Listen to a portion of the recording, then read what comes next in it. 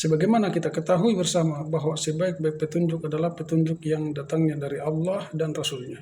Petunjuk yang datangnya dari Allah tentunya petunjuk yang tertuang dalam Al-Quran. Dan petunjuk yang datangnya dari Rasulullah Sallallahu Alaihi Wasallam adalah apa yang tertuang di dalam hadis-hadis Nabi Sallallahu Alaihi Wasallam.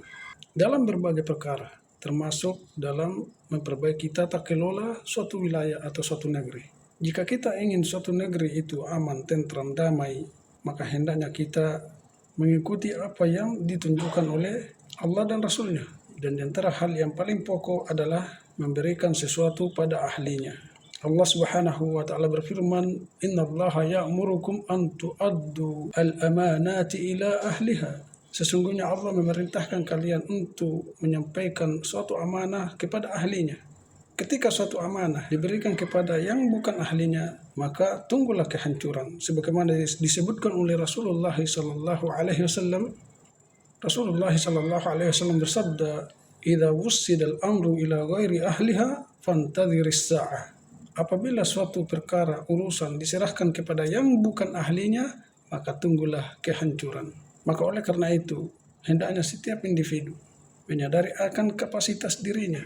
Ketika kita diberikan suatu amanah atau tanggung jawab atau suatu pekerjaan dan kita tahu bahwa kita bukan ahlinya, maka hendaknya lebih baik bagi kita untuk tidak menerima amalan tersebut dan serahkan kepada yang lebih ahli. Bahkan menerima suatu amalan atau pekerjaan yang kita tahu bahwa kita bukan ahlinya, itu diancam oleh Rasulullah Sallallahu Alaihi Wasallam dengan ancaman yang sangat keras.